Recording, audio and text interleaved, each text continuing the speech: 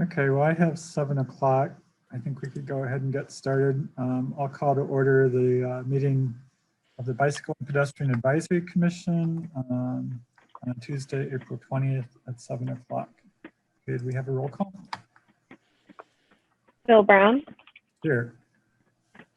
Annie Adams, Shannon Baranek, Here. Kara Dudek, Jeff Marino, Here. Audrey Ishii, Here. Cynthia Hoyle, I'm here. Susan Jones, Here. Sarthak Prasad, He's muted. Present. okay. Nancy Westcott, Here. Okay, we have a quorum. Thank you. Next is approval of the agenda. Does it look okay to everybody? Anybody have any additions or corrections? If not, could we have a motion? I move to approve the agenda. Second. Moved by Sue and seconded by Cynthia. Let the record show Annie Adams joined. I guess we need a roll call again to approve the agenda. Bill Brown, Yes. Annie Adams, Yes. Shannon Baranek, Yes. Kara Dudek. Oh, I'm sorry. She's not on there yet. Jeff Marino, Yes. Audrey Ishii, Yes. Cynthia Hoyle, Yes. Sue Jones, Yes. Sarthak Prasad, I'm here. You have to say yes. Yes. Sorry. You could say no. You could say no, that's true. You're not being, or present, if you know. Nancy Westcott. Yes. All right, that motion carries. Okay, that motion carries. Thank you. Next is approval of the minutes from the previous meeting. We have minutes from March. Did anybody have any corrections for those? Cynthia. Yes, I have a small correction. The bicycling 1, 2, 3 class is Arabic numbers with no commas in between the numbers.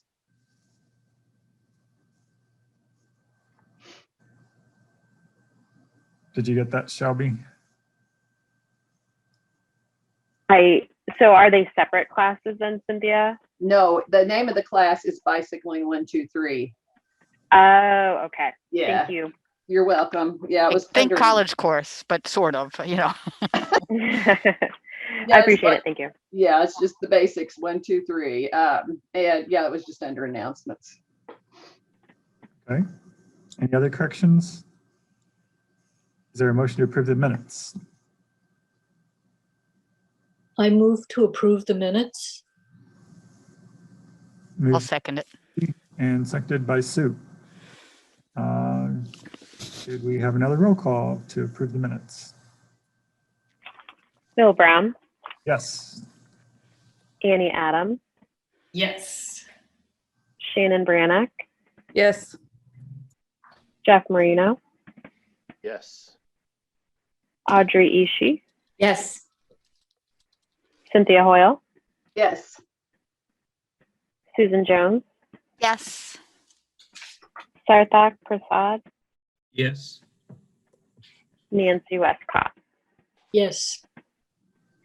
That motion carries. Thank you. Next, we have public input. We have a few attendees. If any of the attendees would like to speak, you can click on at the bottom of your screen and raise your hand. Seeing none. I'll give you just a little bit longer. Sometimes there's a lag. I know there's at least a 2-second lag. We'll give them like 10 seconds.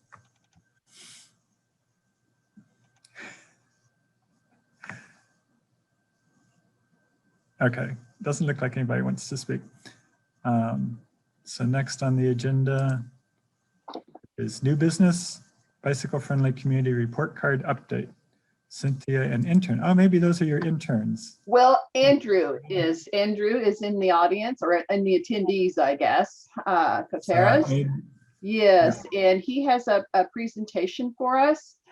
He went through the report card from our 2018 feedback from the League of American Bicyclists and attempted to provide the data to see where we are. And there's Andrew.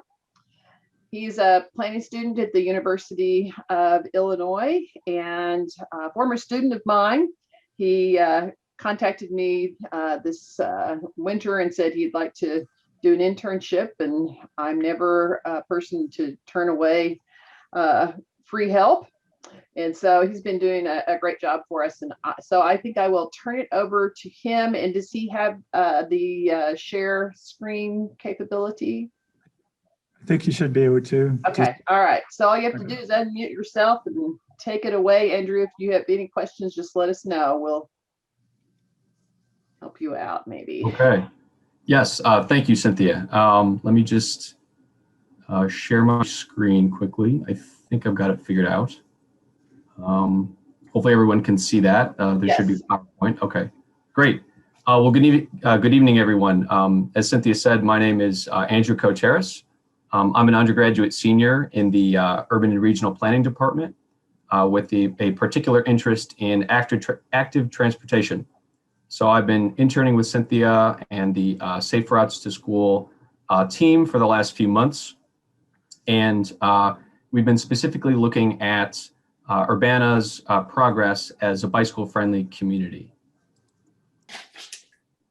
So, as you probably know, Urbana applied back in 2018 with the League of American Bicyclists for the bicycle-friendly community status, and were awarded the gold tier, which is the second highest designation that the League gives out. But of course, we want to get to platinum. That is the goal. So in order to get there, the League offered a few key steps that Urbana can take, namely continuing to expand the bike network through the use of different types of facilities, especially along arterials, expanding the audience for educational programs to include high school students, college students, and new drivers, improving data-driven road safety operations, and developing a comprehensive Vision Zero plan. Creating an incentive program for businesses to provide standard bike parking and to develop workplace bicycling programs for employees. And then finally, appointing a staff member who is, or a bicycle coordinator who is solely dedicated to that kind of work. So where, you know, how successful have we been in achieving those key steps? Well, Urbana completed 1.59 miles of bike infrastructure since the last application in 2018, not excluding the University Avenue side path, which is currently under construction by IDOT.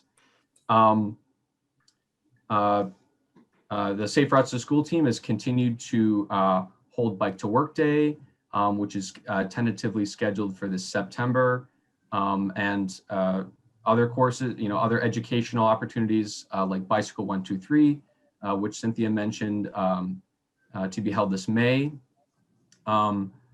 Bike at Illinois, it continues to promote safe cycling among the student body at UIUC. And then, of course, as you will all well know, Vision Zero was passed in January 2021, which is very exciting. However, we still have some, ways to go. We still have room for improvement, particularly in the provision of bike parking through an incentive program, as well as designating a specific bike ped coordinator.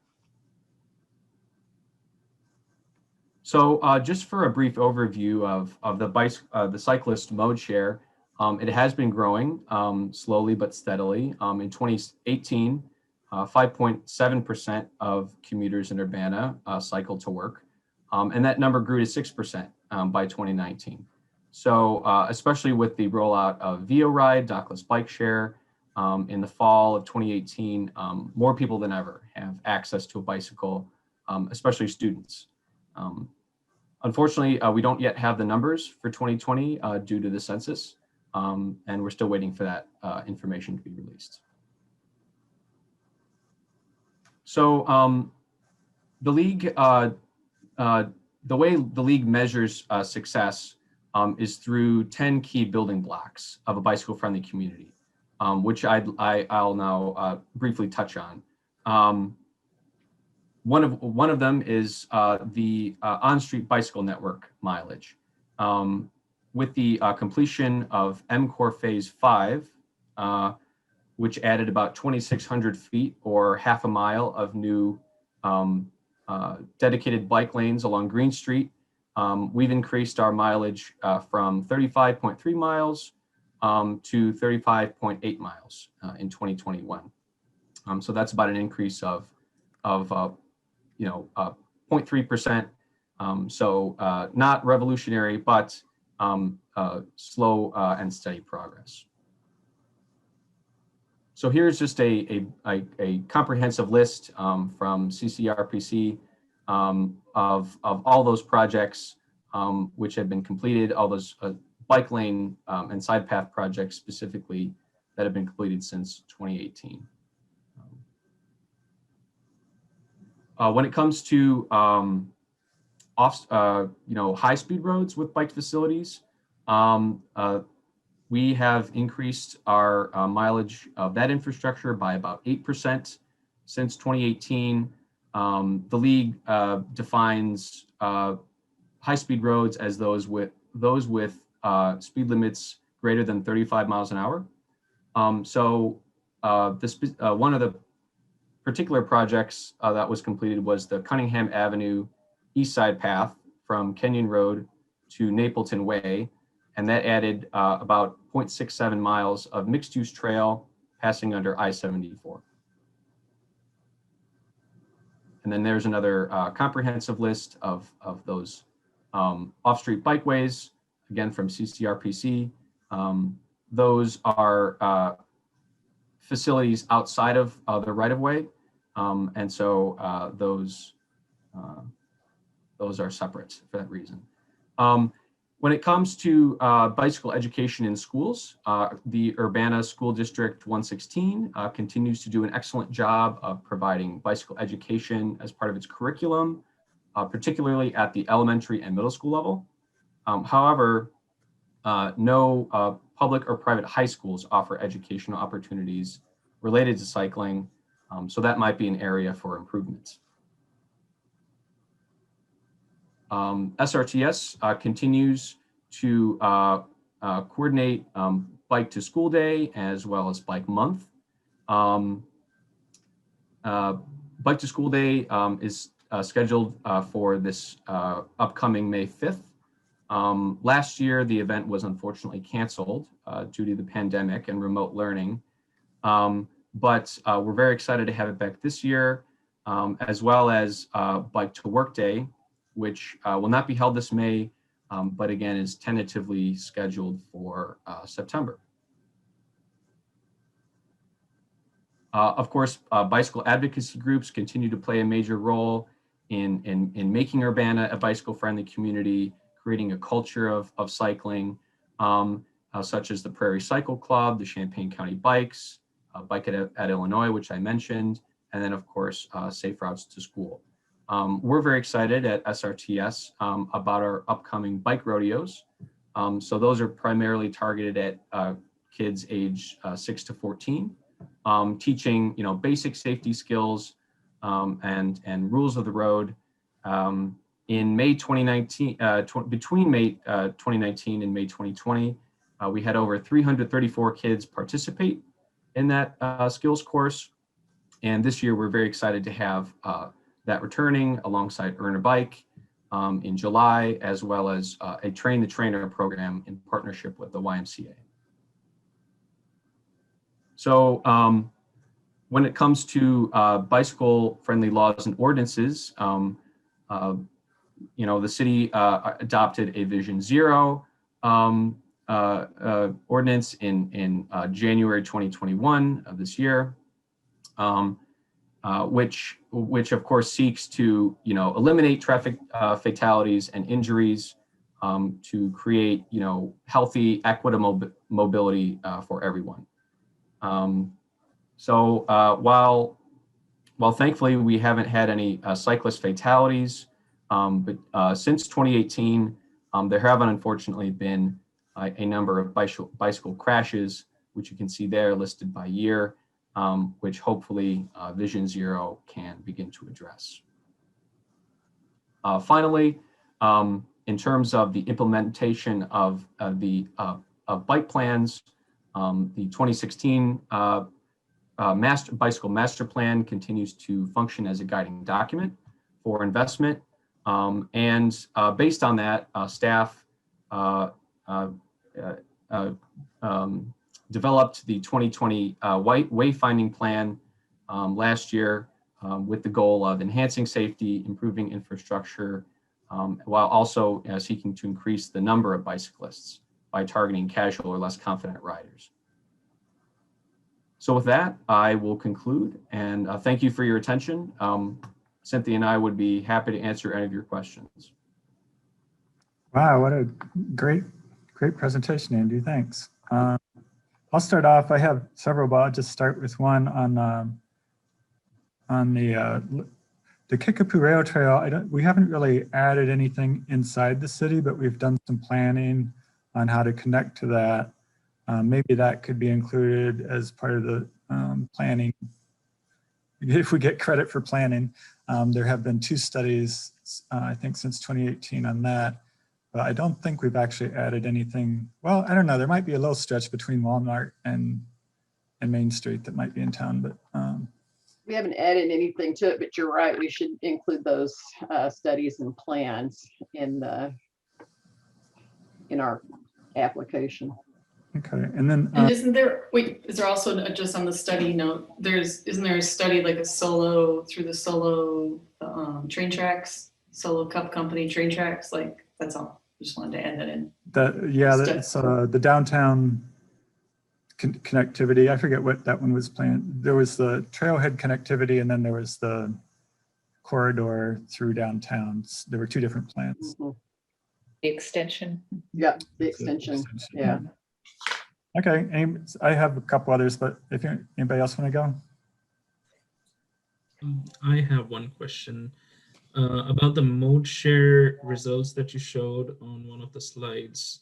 Can you give a little bit of a little detail about where you got that mode share results and how did they survey people here?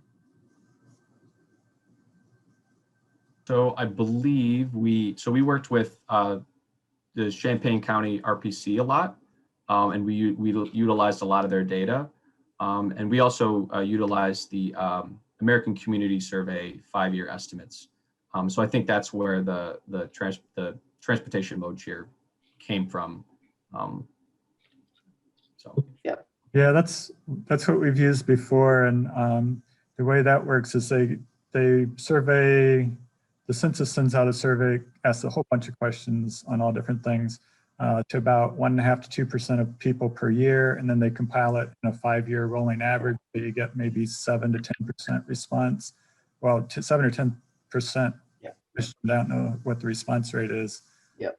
Try to get responses from all of those, but it's done on a continuous basis throughout the year. It's not like just on April, so it's like every few weeks all year round. So you get some winter responses, and the question is, did you ride your bike to work in the past 2 weeks or something like that? So you get some seasonal impact from that, but it's pretty consistent anyway. That's about it.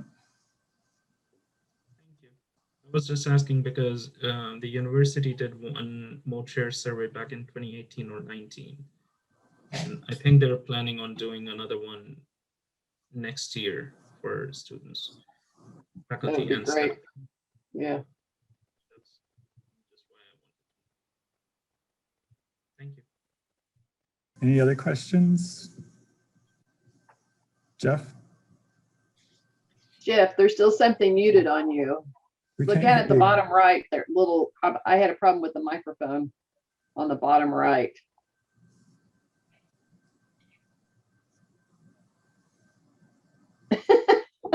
Jeff, can you We check can read if lips your though. microphone is same as the system or something like that, or if it is microphone or Yeah, it was my local microphone that just was automatically turned off when I signed in. Now it shows muted. Try unmuting again. Try unmuting. No. Nope. Okay. You might But need to you can just type it in the chat. or you might need to log off and come back on.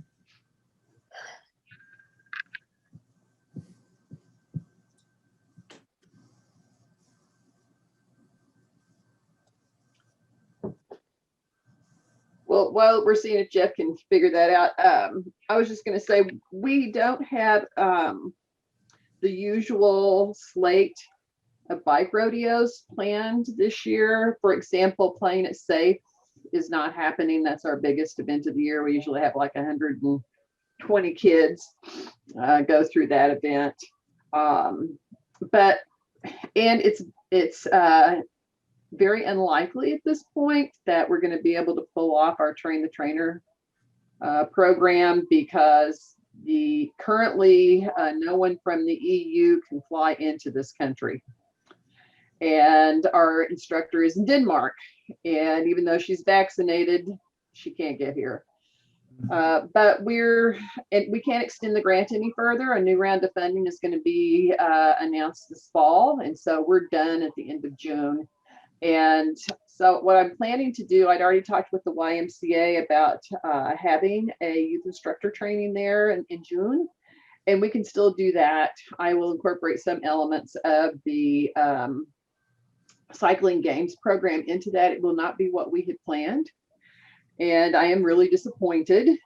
But, you know, among the disappointments people have suffered over the last year or more, you know, that's not one of the biggest ones. So that, you know, we will not have the same numbers, but I'm sure the league will be taking the pandemic into account for those applicants who will be applying in the next couple of years, because, you know, you simply could not do public events during the pandemic. And only now are we able to hold those outdoor events. So, and trainings, and it will probably be able to do the classroom portion too at the Y. I think that, you know, given the fact that the schools are going back into session with guidance from the public health district, I think we'll be able to do that. Jeff, did you ever get your? Yeah, can you hear me now? Yay! Yeah. Could you hear me when I said present or going through the roll calls? Yeah, that's really We weird. did. It just went out. Okay, anyway, Andy, I said great job. Can you or you or Cynthia speak? One of the slides talked about incentivizing bike parking. Does Urbana, I can't remember, does Urbana not require bike parking? Oh, Well, we do on new development, Jeff, but this was okay. retrofitting existing businesses and setting up a program like some communities have where the city will give them a bike rack if they'll install it. Yes, And that makes a lot of sense. Talking about. Okay, sounds good. Perfect. Yeah, no, that makes a lot of sense. I think we have the same thing you do. A new development puts it Yeah, in. yeah. Well, I will also say Champaign, when there's like redevelopment. So like when shopping mall or commercial strip center has tenant turnover, that also will kick in the bike parking. So you could strengthen some of the language about reuses and It's a new use, yeah, that type of thing. So that would be other ways to just stuff like that. How about that idea, Lily? Sounds great. We actually just recently updated all of our design guidelines and requirements for bike parking. So slowly but surely, we're getting through some of those recommendations. Yay. On the additional infrastructure, there was a lane on Park Street that by Crystal Lake Park, I mean, a side path. I didn't notice if that was included. I don't remember you mentioning that. There was a segment. I mean, it was done by the Park District, but I don't It think, was, and there was something in there for a park, but I don't remember if it was that one. Andrew, did it say which segment that was? I don't remember anything specific about Crystal Lake Park. Okay, I would have to go back and look okay. at the spreadsheet. and do they only count it if it's completed? So if, say, we get the ITAP grant for Baker's Lane and we start work on that, we wouldn't be able to count that until it's completed. I don't think we can count it as part of the network when we apply if it's not in place, but we would certainly talk about it. Okay. And we also will be able to count the parts of university that have the multi-use path. Right now, we did not get the data in terms of how, and I know not the entire length is a multi-use path. There are sections that they actually went back down to a standard sidewalk. Yeah. So we won't be able to count that entire length. If it were the entire length, we could have just calculated that, but I don't actually have we didn't have the specifics. And then I would say for planning as well, for Crystal Lake Park on the same subject, they're going to be doing that nice rerouting of traffic with bike lanes and walk lanes and stuff through the park. So that's something we can add on the plan. talk about that. And then on Bradley, was that before 2018 we added those lanes? Mm-hmm. Okay. I think those were in there. Yeah, Gable, I know Shannon said that they'd already talked with Gabe about bringing him on board to do the application, and you know he's very thorough. Yeah. But it would be nice if we had more mileage being added to our network. Although, you know, I think we have to acknowledge we don't have that many high-speed arterial roads. And so the places left for being addressed are, you know, we've got North Cunningham, North Lincoln, you know, and High Cross Road is just, you know, that we just you can't put on road infrastructure there. And Windsor is the other section, and we've got some side paths and bike lanes in place there already. So to some degree, you know, we have a lot of it built out. And so expanding the infrastructure is going to be, I think, an issue of improving what we've got and adding on strategic segments and making those connections that we know we've got gaps.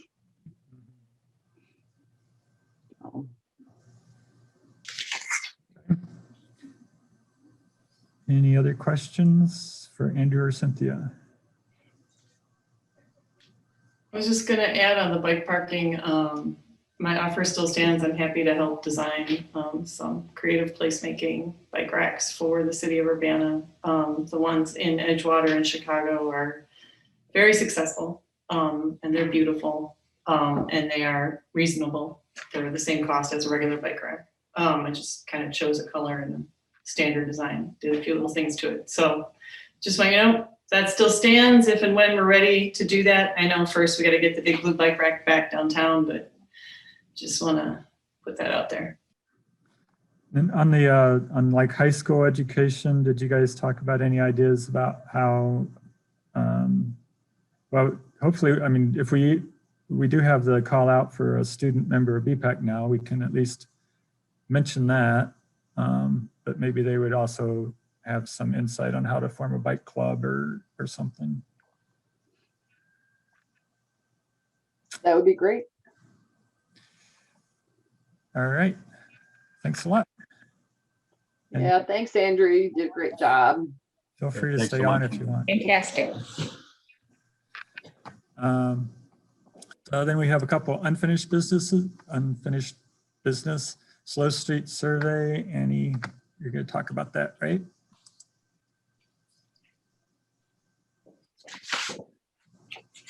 I am going to share my screen.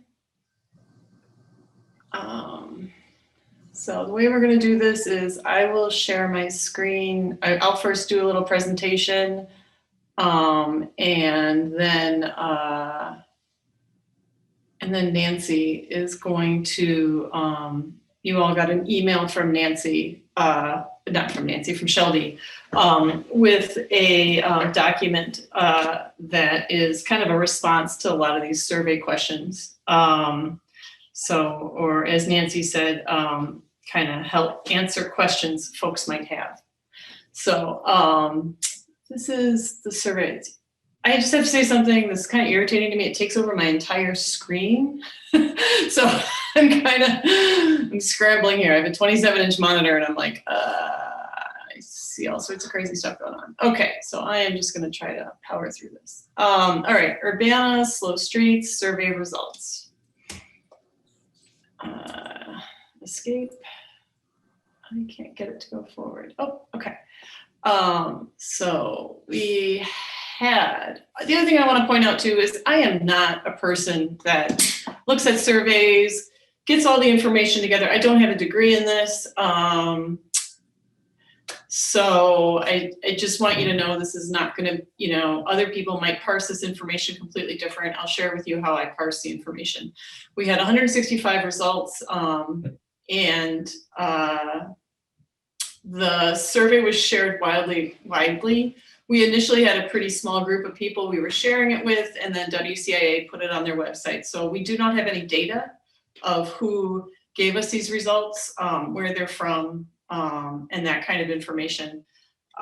So I just want to share that. And, I'll just keep going and tell you different things. Should go forward. Oh, this is irritating. How about that? All right. So the first question was, the city of Urbana should be planning to make street modifications in the spring and summer in response to the COVID-19 pandemic. Survey says, so this is just, it's just a button that people responded to. So we had 11.5%, well, we had 21.2% strongly disagreed, 11.5% disagreed. We had a slice that was neutral, and then we had 19.4% strongly agree and 39.4% strongly agree and 19.4% agree. Then the next question. Some cities have modified streets in response to the pandemic by creating routes with lower speed limits or restrictions on through traffic to connect local landmarks. Some have allotted residents to apply for temporary block closures to create play streets for children. Some have closed streets in commercial areas to let restaurants use additional space for outdoor seating. What option appeals the most to you? And so, again, there was 24.2% that said no temporary street modifications. We had 7.9% that were slow streets that create a connected route. We had a small slice that said temporary block closures for play streets. We had 17.6% that said street closures to allow businesses to use the outdoor space. And then 44.2% are interested in a combination of 2 or more options. And now the last 2 questions were like kind of free form. People could put information in. And so initially when I looked at the data, I was like, I'll show everyone everything. But I kind of thought like, and then I started kind of adding up like, well, this many people said this. And then I thought, well, this isn't making sense anymore. Because some people said like, there were the off answers of like, this is the flu and you people are all stupid and why would we do this for a few nincompoops? And then, so there was all sort of those sort of type of answers, which I was like, well, that's just not helpful information. So I just kind of decided if someone answered the question, that was kind of how I was gonna share back that information to people. So here is a list of streets from A to Z that people put into the responses. So Anderson, South, and McHenry. And so there were people that just said Anderson, and then there were people that said Anderson, South, and McHenry. There's Broadway South between Lincoln Square and the schools, Broadway north of University, Busey Park, streets around it, California, Carl between Carl Park and the Arboretum, Carl Park, Iowa and Indiana, border of Carl Park, Cottage Grove between Maine and Washington, Delaware, Florida, east, George Huff, Green Street, Grove Street, High between Urbana and Lynn, Iowa Street, west, Lincoln Avenue near schools becoming known as Lincoln Highway. Oh, that was someone's comment about Lincoln Avenue becoming Lincoln Highway.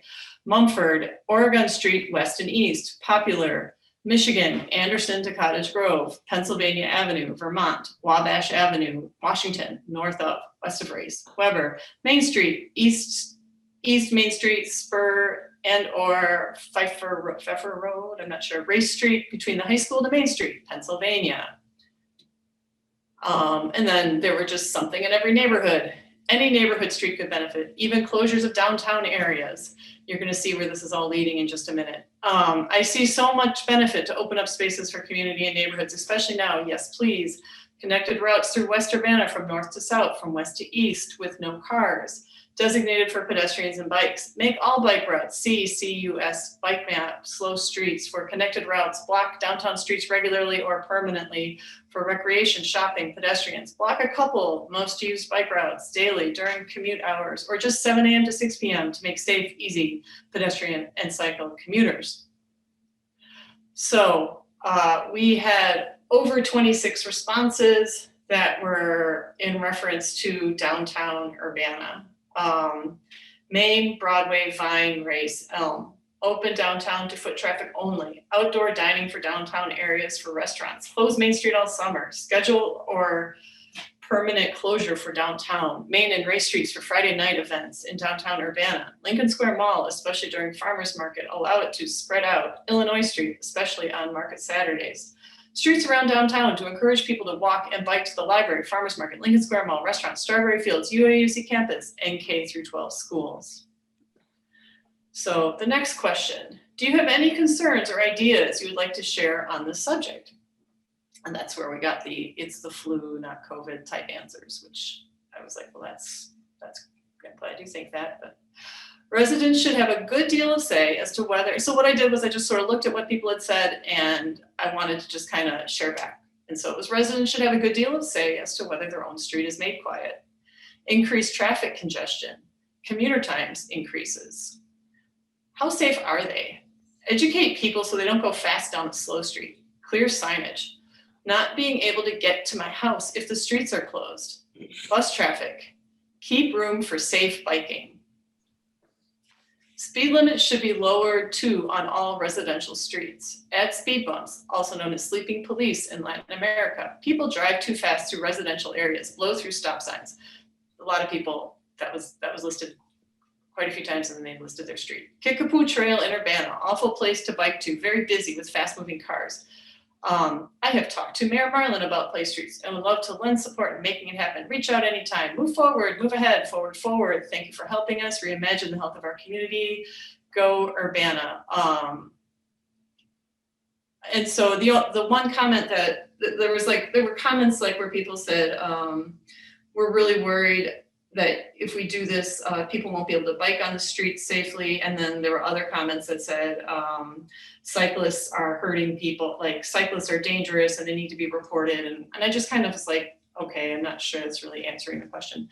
I wanted to kind of end with these two quotes because I felt like they, in some ways, I just thought it was just sort of interesting. You put a survey out there and you're just sort of asking people general questions. And I just thought it was kind of interesting feedback. So I'll read these two quotes and before we go to the next section to questions. Urbana streets are currently dangerous for bikers, pedestrians, and children, not only because of traffic, but also unlevel sidewalks. So there was a lot of what I'm trying to say is there was a lot of feedback about the sidewalk infrastructure We live one house from an especially dangerous corner, Cottage Grove in Oregon, where we've witnessed multiple accidents over the years, including one involving a bus full of school children. I'd prefer to see more permanent safety changes, but will certainly support temporary changes. And then this one, our adult son who uses a wheelchair has not been able to go out in public since last March. Until the recent frigid, and I sort of edited this one down. Until the recent frigid weather, we have been taking him on walks in the neighborhood. In many places, we have to walk in the street because the sidewalks are too difficult to use, broken, bumped up routes, etc. We contacted our city council rep and she put us in touch with the city administrator who contacted city maintenance. They were able to fill in some of the problem spots on Delaware. This was very helpful, but there are many more places on streets we travel, example, Vermont, Busey Orchard, that could be helped by the same asphalt patching. So there was just sort of a lot of comments like, and then, so then there was the, yes, I'm for this, but we need to fix our streets first and things like that. So there is a link to the survey results if someone, if you want to go through a couple hundred responses and look at things. And I think that's where I'm going to stop. So I don't know if maybe we should go to the one sheet, Nancy? Do you want to talk about the one sheet? Sure. And then, okay, do you want me to share the one sheet? That would be great. Okay, let me get that open here if I can get my computer back from this thing here. All right. And share screen, Microsoft, share. All right, Nancy. Okay, let me. Okay, so it's actually been a couple months that I've been working on this, getting some feedback from our meeting with HUNA and also looking at the comments. So let me magnify this some more. I'm trying to blow it up for you. Well, I can blow it up on my own screen. I just, well, for myself, you guys have to do whatever you want. I have a big monitor. I can see it. All right. There we go. Oh. I found it. Oh, wait, now okay, so, well, number one, if anyone has any comments on this, I don't know that it needs approval or anything, but if anybody has any comments, I would greatly appreciate it. A lot of it was, well, the central part was, why do we need slow streets? And I guess I tried to emphasize safety in all of these things. Because at least in my neighborhood, I'm pretty far from a park, or we have to cross Washington or Vine Street to get to a park, or both. And it's just, for kids, you really don't necessarily want them doing that. So for our neighborhood, it would be nice to have kids closer to home.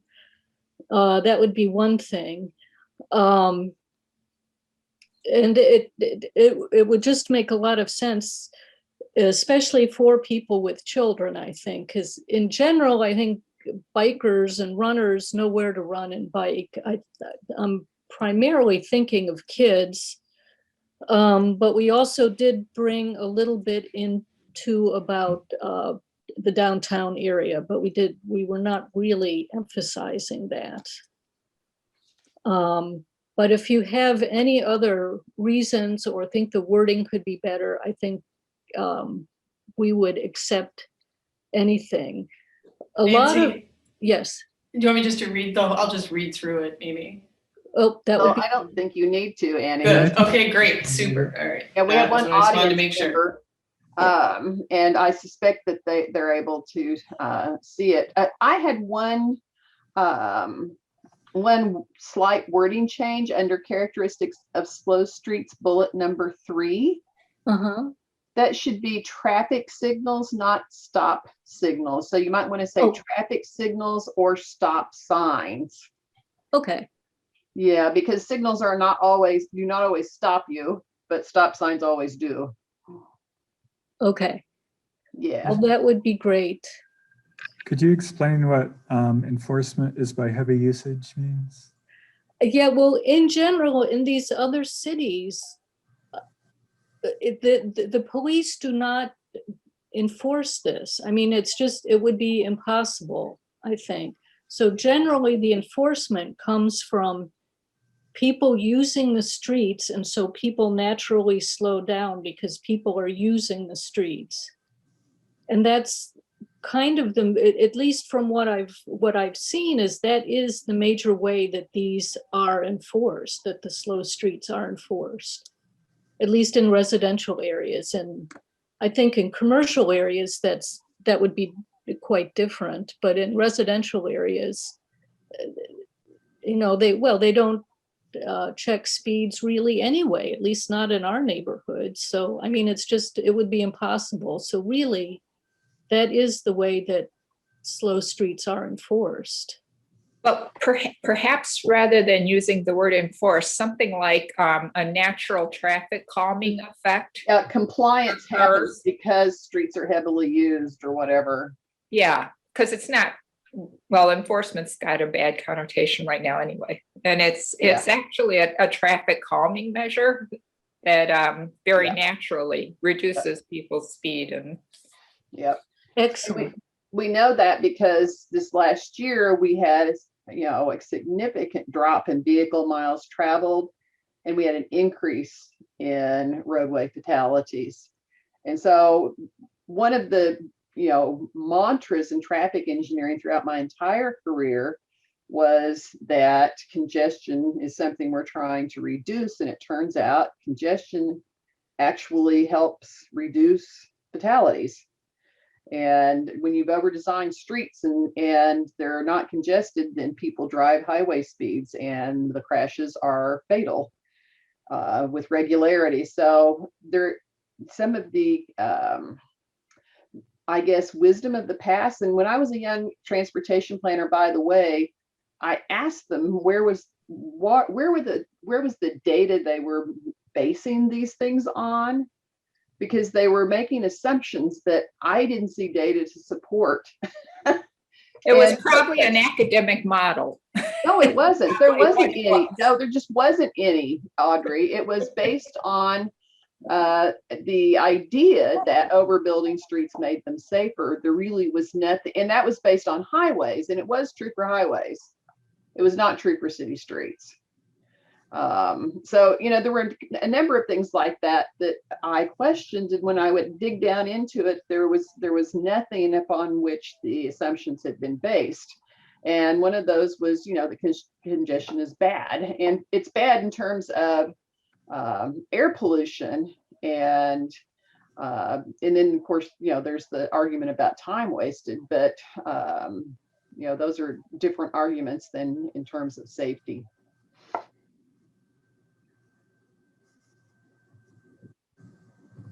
Okay, well, there are two things that are actually kind of interesting about the characteristics, and one is that slow streets are the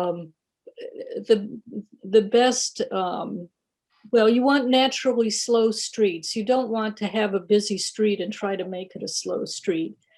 So one thing that does is it makes it kind of hard to prove how effective it is.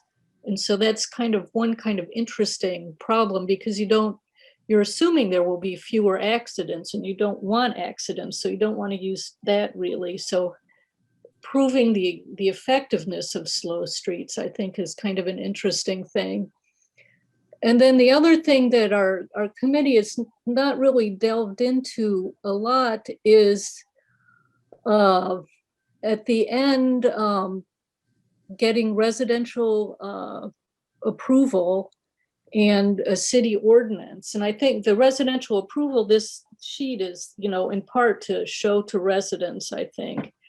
But we don't really have a process. We've not really come up with a process, and I don't know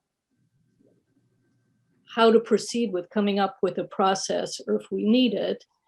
But I do think that there will have to be an ordinance, because if we're having signs on slow streets, I think, the police and the fire department need to know about this, as well as the residents. And so I'm not quite sure how we should proceed with, going further with this. I have a suggestion, Nancy. Yes. And there has to be high buy-in from the residents and businesses. And, way back in 95, when I wrote a book on traffic calming, this was one of the things that we discussed. And we recommended that the street have a high level of approval. And what they would do is have everybody sign on to agreeing that this is what they wanted. So it was sort of like a petition process where the neighborhood could get people to sign on. And cities make different determinations about what percentage, but I think in most cases it was like 75% or higher of the people whose properties were there had to ask for this to happen, so that the vast majority is in support. Because some places, what happened was they would go and put traffic calming devices in, and the backlash was just enormous, and they end up taking them back out. But if you have this whole process with, people signing on, some sort of public input on it, and then implementation and follow up, I think you could take a look at how cities have done traffic calming on streets as the model for the way in which that you could set up a program for administering slow streets. So can we just, I kind of get that general part of the process, but can we just do this? I mean, can we come up with 75%? Do we need to pass it through BPAC? Do we just Probably, relay what we're doing? That's kind of the part where I'm getting a little bit stuck. yeah, I think, we do have the temporary street, what is that called? We talked about before, the temporary street closure for like a street party or something. There's a process for that where residents can get, I think it is 75% of signatures. I know we looked at that and there was no percentage on that. Okay, I thought there was, but something like that where you could use that as like a model. I mean, we do have a play street designation in our code, but it's done on a very temporary basis by the Director of Public Works for mostly like events. So there is that's existing, but to do something where the residents would have a petition, you'd probably want to model it on something like that block party. That's what it was, block party. Right, the block party procedure, but it would be a separate thing. And we'd also have to go through Public Works to probably weed out, what is even available by the time you take out all the bus routes and maybe average daily traffic over 500 or something like that, so that you have low traffic streets. And there may be other things they could use to, other criteria they could use to, at least designate some subset that would be potential place streets. So I think. and then would we just pass this by Public Works once we had settled on a street? What was that? So then do we just go to take our and present our application to Public Works and they would approve it or not? We advise the city council. Well, you'd have to have the ordinance passed by city council to change the code to create the procedure. So there'd be a procedure that would have to be created by city council, similar to the block party procedure. That's part of city code. Okay. I just looked it up real quick. There on the website, it does say 75% need to sign off on it. Okay. So yeah, so BPEC's role would be to pass a resolution, which is just a message to City Council saying this is what we'd like to see, or we'd like, these are our suggestions, and hope that and then go and present it and hope that they pick up on it and want to go farther with it. We don't make any final decisions or anything, but that would be our role, would be to make a recommendation in the form of a resolution, which is just a communication to City Council. Okay. So that's probably the next step. I mean, we should probably talk again with Public Works and the mayor and see, and Carol, and see if, if this is the right procedure anyway, or if they have other suggestions, and then go from there and see what happens. I would recommend refining it a little more than just the nebulous we've been talking about, and actually have like identify 5 streets on your own that you think might fit. Because if you say Public Works has to determine this, I can guarantee you we're never going to have time to go through every street to determine it. Right. We already have, at least three in mind. So I don't think that would really be, we would not put that on you. And, I just want to add, the 75 seems really hard. Like on the previous street I lived on, there were a lot of smaller houses. The 75, to get to 75 on a street like Wabash is pretty tough. But on the street, 75%, sorry, I meant 75%. To get to the 75% on a street like Wabash is hard. On a street like Carl, there's like from here to Carl Park, I think I've counted like 12 houses. And that's like a couple of blocks, because it's like the blocks are really short. There's just like 2 houses on each facing. So we can maybe add that into our calculation. And with all the rental properties, like I'm thinking Michigan Avenue, how do you, the property owner, Shannon, do you know if that, how, yeah, if you're doing a block party, do you just go to the real estate agent, say, is it okay with you, or do you have to go to the owners of that building? I'm not sure about the block party permit, but I know, say like you live on Street X and you want to change something about the parking on Street X, you have to do a petition to all the property owners. And that does mean the actual owners, not the person who lives in the house. So.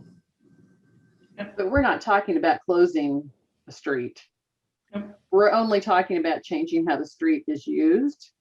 Yes. And so I think that having the people who are impacted, people who live there is really key. But Annie, the lowest I would go is 70%. You just cannot have it be lower than that, because after that, you're going to end up with too much backlash. Mm-hmm. Yeah. Yeah. And it's, I think the other thing is to think about, it's been a lot of work for our committee to get it this far. And I think at this point, we can come up with a strategy and we can ask residents if they're interested. And, the residents should take some ownership of this. And if they really, if they want this, I feel like they should help out. It can't, one of the things about any of like the community artwork or things that I do is it has to create a sense of agency in the community. The community has to feel like it's not happening to them, but they are participating in what's happening. And so I think the best we can do on our end is to put together a really nice package and say, here's how we can go about doing this. There's 4 of us, we're willing to help you do this. If you're interested, if you're not interested, okay. There's only so much we can all do without further help. We are just a group of volunteers. And so there's really only so much a group of volunteers can get done without it coming from on high, without, the mayor saying, I'm really interested in this. Let's see if we can make this happen. Are our citizens interested? What do you want? Do you want to do it? So without that, I don't really know how far we're going to get with any of this. So. Do you picture handing out this package of information door to door or mailing it, or? I was thinking door to door. It seems like that would be the most direct, but on the other hand, that's assuming people are at home, and if they're not at home, then So the first step would be to decide on candidate streets that you think are Yeah. probable. Mhm. Yeah, and then you have to set up meetings and you have to, there's a whole, yeah. So, yeah, so we'll see what happens next. I know, I mean, people are interested in it. People want it. They, people just don't know why it can't happen tomorrow. And so that's actually the harder part of the narrative is that it's like, nope, it's going to be a while. But I think the timing is good because we kind of have enough time to make it happen. Like right now, it's just getting warm, sort of. Once the snow goes away. If you're talking about getting something passed through council, I don't know, it's going to take, a month or two anyway. Right, that's what I mean. I mean, by, at some point in the summer, that kind of thing. Yeah, and we've got a new council coming on, so. Yeah. Yeah, great job, you guys. I think if you finish this off and then have it ready to go before the new council when they take their seats, then you could go forward. I think it's the sort of thing that we really should do with the new council. Mm-hmm. Yeah, that was our approach, was we can get all this together, but we aren't going to do anything until the new council. And then we want to individually approach them with we want to approach the council with their council packets. I think that's really where you start, is you start with the council member and you say, do you have candidate streets that you're interested in? Because again, it can't just be 4 people wandering around saying, we have an idea. It really does have to come from a higher sense of authority. I mean, there has to be, the city has to, the city has to believe in it and other people have to believe in it. So I will mention that there is a lot to be said for it's starting locally, like the street that's impacted, because there are a lot of people that resent their street being cut through. If you go through the council, they're going to say, well, we got to consider the traffic of the whole neighborhood. The flow, we can't inconvenience people on this street because you want your street to be slow. Well, we have this lovely opportunity that the rules are 75%. So there is something to be said about starting at that local level before going to, oh, well, we've got to look at this whole big picture. We have this huge opportunity right now, with the ordinance being the way it is. Yeah, and I would agree. I mean, there was there's always the 2 camps. There's the one camp that's I don't know why you want us to drive any slower, and then there's the other camp that's please slow down the streets. People are cutting through our streets. Like there's, and so it depends if it's my street or your street. Well, and it's also, it's a new idea. You know what I mean? It's a new idea and it's going to stress people out, and until they see it implemented, they're not going to understand what it is and why they might be interested in it. So I think currently there's still a moratorium on block parties. Is that right, Shannon? I believe all special use permits are currently suspended. So that may include block parties. I'm not entirely certain on that one. Okay. So that's something we need to find out and, encourage people that are thinking about these slow streets to have a block party to try it out. I mean, that's, it's a one night thing, but at least there you kind of get the feel for it. And then you get to talk to your neighbors too and talk it up a little bit. But yeah, we'll have to try to get that block party back open because it seems like that's very COVID friendly now. Yeah, and it seems that with more people getting vaccinated over the next month or two, hopefully it won't be so much of an issue by the time we get to summer. Yeah, I mean, sharing food and stuff like that might still be an issue, but being able to take your own food out on the street and chat with neighbors or something might be possible. I don't know. Okay, anything else on that? Should we move on to the Vision Zero? That's great. Thank you for the direction. I was just going to say the one thing that really fascinated all of us was people were really interested in making downtown more user-friendly for people who are on bus, bike, or pedestrianizing it more, whether it's just for big events or it really kind of surprised all of us. There was just overwhelming support for that. So I know the business owners have a hard time with it, but the citizens are very interested in it. So. Well, and your survey participation looks amazing. It just looks like you got a really huge number and a good representation. And yeah, I think all those comments are good. You got a good, because it doesn't, do any good just to get positive comments from people are in favor of it, because eventually the other people are going to come out. And so it's good to know what kind of objections there are from the beginning. Right. Yeah, and I initially kind of had I tried to do like this many negative, and I thought, well, this is silly. Like, this isn't really getting us to the point. Like, we know that there's going to be objections, and it's just good to know what they're going to be, right? Like, can I get to work? Can I leave my house if you shut down my street? Can I, right? Like, so it was just kind of more like trying to be like, all right, well, what are actual concerns that we can actually address with this? I can't address the fact that you think this is the flu. Like that, I can't, there's nothing I can do about that. So. And a lot of that stuff we need to address when we recommend an ordinance too, like whether you still allow parking on the street or is that. Absolutely you do. Yeah. Yeah. And that's the thing, is like everything stays the same. That's why, that's what that initial presentation that you probably remember is, everything on the street stays exactly the same. Fire trucks can come through, garbage trucks can come through, parking stays the same. Everything stays exactly the same. The only difference is half at the intersection, there is a barrier that just says, slow down when you take this turn and slow down when you're driving on the street. And that's what the barrier is going to imply. And that is the only thing that changes. Nothing else changes. So we're not shutting any streets. We're not like, and the people that took the survey didn't know that. They did not see that PD. They did not see that presentation. They had no idea, what any of that was. So it's absolutely understandable. I would be the same way. I'd be like, what do you mean? I'm going to drive through a cone course to get my car out of here? What are you doing? I don't want to do that. So I get it.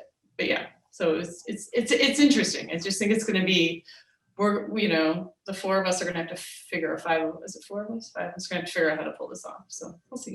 So thank you. Would it be a specific speed limit, or?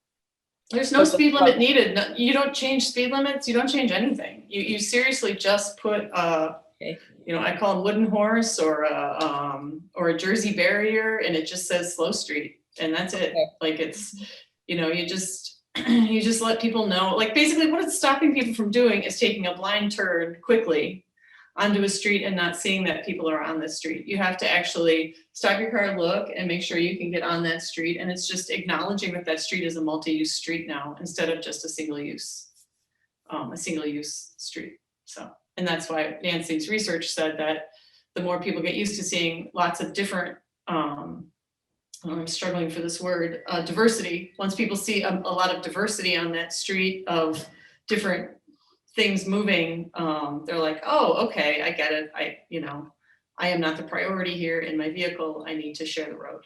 So that's all. Great. Well, thanks for all your work and all the research that you did, Nancy. It's really nice to have this all in one place. And it's been I have a question actually leading off what Annie was just talking about. Do you have a plan or start to make a plan of how you're actually going to have barricades and who's going to monitor them and how that's going to work?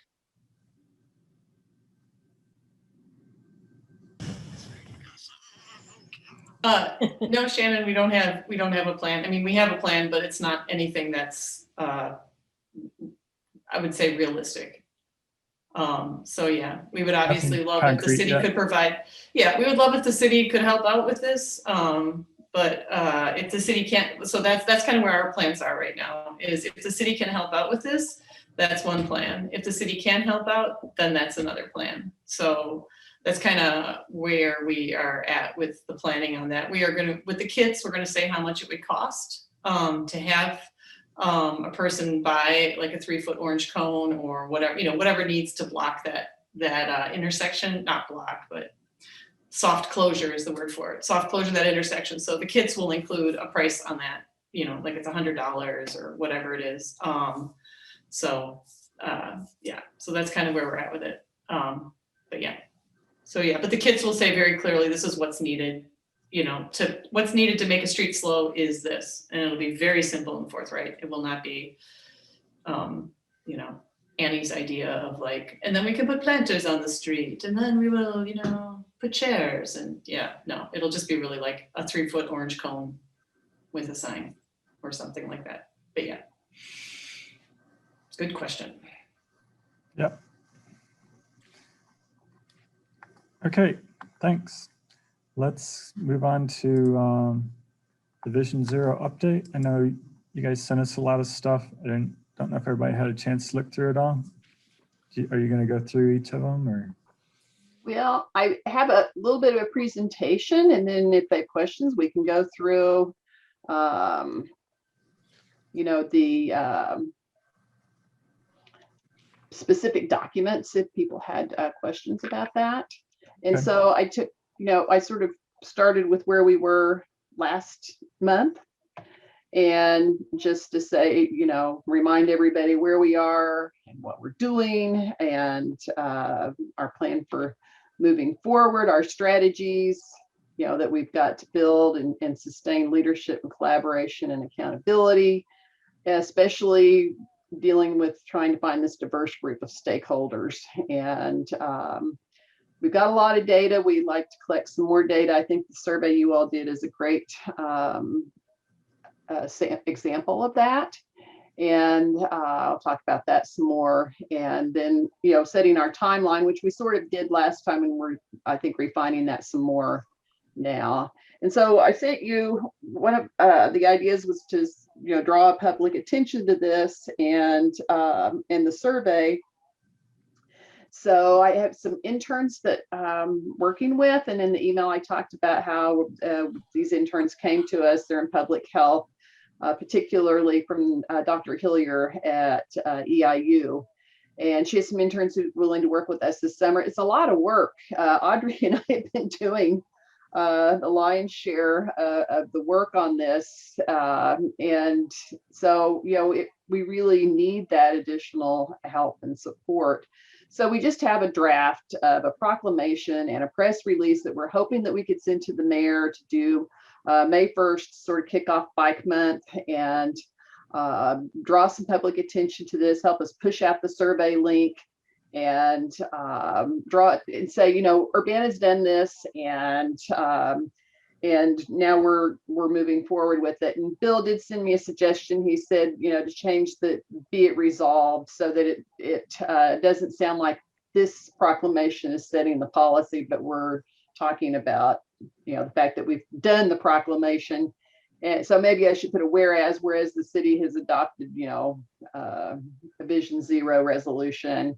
Therefore, be it resolved that, you know, this is now the official policy. And I forget what the exact wording you suggested was, Bill. I think I would, since we already passed the resolution at the city council to make it the policy, maybe, and usually a mayoral proclamation is just an affirmative statement of something that, right, good that's happening. So, and oftentimes declares a day something. So I would suggest make it like Vision Zero Awareness Day. Yeah, we could do that. Bike Month of May 2021, something like that. Yeah. Yeah. Maybe we could do sort of, maybe I should make it a joint Vision Zero Bike Month proclamation. Yeah, so that we say, you know, and as part of Bike Month, we are kicking off our Vision Zero planning effort in Urbana or something like that. Well, I like the Vision Zero. I like the Vision Zero Day. I think that's pretty interesting because it would be the first time that it happened. I think it's something, again, that we can include.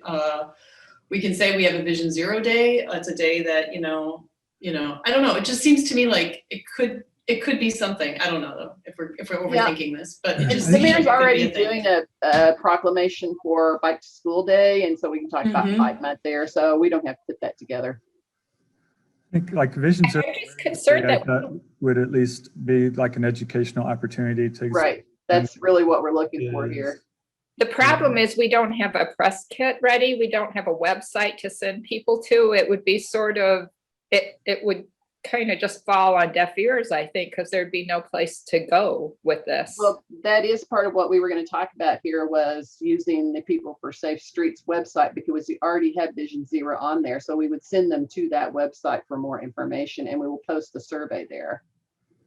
Oh, it could all be ready by May 1st. It just seems like very short time frame. Yeah, we already have Vision Zero information on that website, and posting the survey link I could do in 15 minutes. I thought I saw the survey link there already. Not for this, no, not for Vision Zero. What is the survey? I get it was the survey that we were using. I thought Your survey, yes, I posted your survey on the People Ah, Who Play okay. Streets website. That's correct. Okay. Yes. An example of how fast we could put it up there. That's right. So we'll finish and then we can chat some more about this. And this, this was just our goal last time we talked about to gain agency and also broad public support so that they understand the current cost of how we have things designed for cars rather than people and what all the benefits are. And I think that we need to add more of those benefits and more of that information onto the website. And that's not that hard to do. I think we just have to decide what we want to put there. And this was the task force membership that we had talked about. Audrey put this list together for us, and I think we're ready to start reaching out to those folks. And so we were talking about, and on the list of next steps, asking if the mayor can send a letter of invitation, if that's the way we should do it. And we talked about, Audrey gave us that nice model that, we have the steering committee with the essential members included. And then we have, the advisors. I forget, what was the term that was used for the, Audrey, for the steering committee. There's the board, there's like the board, and then there's the steering committee. Okay. The smaller part that actually puts the report together for approval by the board. Okay. And I worked on this a little bit to sort of make it seem more sequential. So, we talked about kicking this all off in May, try and work on the task force formation this month, continue working on our communication strategy from now through the summer, start the task force meetings. It'd be great if we started May. We can get started that fast and try and start drafting the plan late this summer. These are ambitious goals for us. And so it would be great if we can pull this off. But if we don't set goals, you don't get there. So these were the next steps. And this is what we wanted to get your feedback on, is to, ask for the proclamation and a press release from the mayor's office, to reach out to our stakeholders and task force members. And Audrey and I spent some time today emailing about this. I would also like to enlist the help of the interns in sort of doing key stakeholder interviews with our steering committee task force members to get some feedback, and also sort of an opportunity to see where they are in their understanding at this point. They may never even have heard of it, which I'm guessing a lot of them won't have. And then that helps us know how to start off. And Audrey did a nice job laying out sort of a schedule of meetings and the information that we could share. Also finalizing the community survey, and I sent everybody just a super rough draft. It's, I don't have a title, there's nothing. I just took what the university had done and essentially adapted a little, and the interns have been working on this too, so I want to see what they have to say. And then also Annie and the Slow Streets folks, the person they worked with, get her input on this too. I think we could put together a nice little survey with all of that and have it ready to roll by May 1st, because we're not talking about a multi-page survey. Did you say you sent us the survey? I don't think I saw that. Did you send it to BPAC? Yes. Did anyone else get it? I wonder what happened to it. I'll send it again. Is it a document? Yes, it was a Word document, but maybe it didn't. Maybe it's stuck in my outbox. Yeah, I see it. Yeah. I Oh, you got it? Okay. Did you get it, Bill? Yeah. Yeah, and it took the questions the university had and just changed them a little, because it'd be nice if we have comparable data, since they've collected that data already, and it had that same. I think we could do I think the main thing that would take some time, which might slow us down, is setting up that interactive map that they had, where people could indicate the issue, on a map. And that's the main thing. I can do I can set up a survey in a form in a couple of hours, no problem. But I need to talk to the interns about their capability in setting that up. And SARTOC may have some advice for us too about how they pulled that together. You could check that Hoboken, New Jersey site because it seemed to be a very simple wiki map set up to get their feedback. Yeah, I don't think it's too hard if you know what you're doing. Interns to check on that. Yeah. See if that's something doable. I think it is doable. You just have to know what you're doing. But I think it's super user friendly. Yeah. Yeah. So that maybe it won't be hard. Maybe we'll get it together. That's the only thing I don't know how to do myself. I never tried. And then identify dates for that and for the task force members. You know, how long do we want the survey open? And also, I think, you know, there was the question that we posed to you, and Audrey may want to pick up and talk on this some more too. How we set that up so that, you know, we have certain BPAC meetings are focused on Vision Zero as well. And then to get your official approval to use the People for Safe Streets website so that we can post all that information, because that will give us the ability to respond very quickly and to update stuff. We'd like to have that communication package finished up and help people understand why individual behavior alone can't, it's not individual responsibility alone that's going to solve this. And talk about the costs and the benefits of Vision Zero. That's just a picture of the website. Oh, and here's the stuff, you know, we had from last time that Audrey had helped put together for us about how we make this function, and the things that we've already been doing and the data that we already have. That's the review from last month's presentation. And we still have these things missing, of course. And that's all stuff that we still have to work on. And so these are our action items. Have some sort of press kit, get the rollout, and get the task force invitations out, set up our agendas and schedule for a year of meetings, and start working. I think that's where we are. So, and I could pull up the draft questions quickly if anyone thinks that's helpful. I'd like to see it. For some reason, I don't have it. All right, let me go here and see if I can pull that up quickly. I have it if you want me to. Here we go.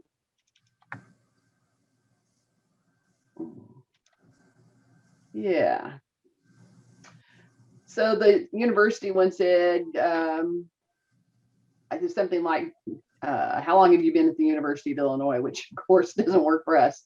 And we also want people who just are traveling through town too. So I thought it'd be interesting for us to know which of these things apply to people or if it's all of the above.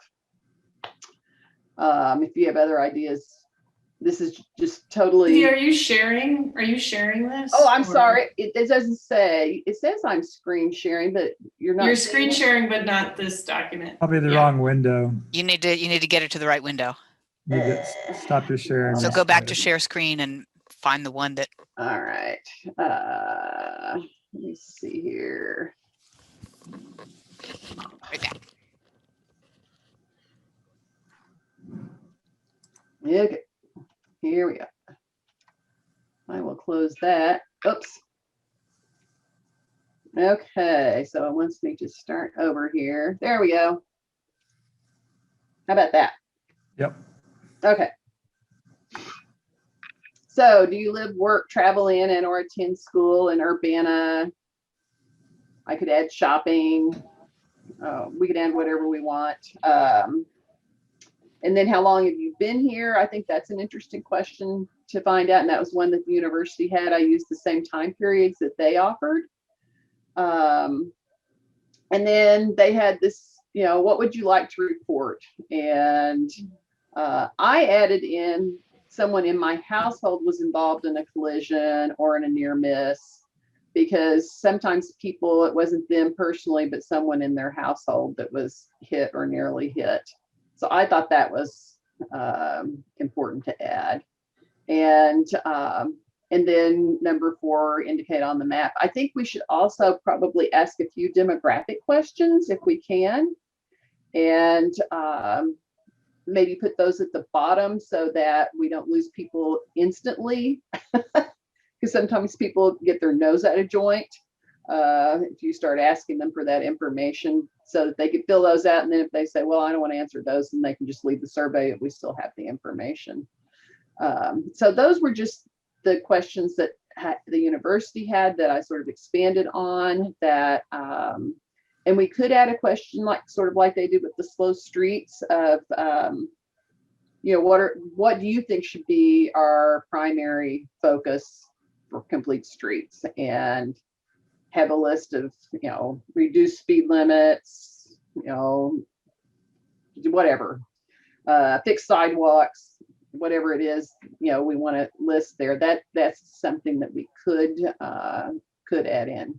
So that's all I have. And I think that tomorrow morning I'm supposed to be getting an invitation for a Zoom meeting with the interns, and I'll send that to you, Audrey, when they send it to me, so that we could see what they've come up with, and then we can proceed from there. So that's what I have. Okay, so I think one of the things to realize is that BPAC is in some sense going to be taken over by Vision Zero for some of these meetings. Is that your understanding, though? Yeah, it sounds like we were gonna like dedicate 3 or 4 BPAC meetings per year.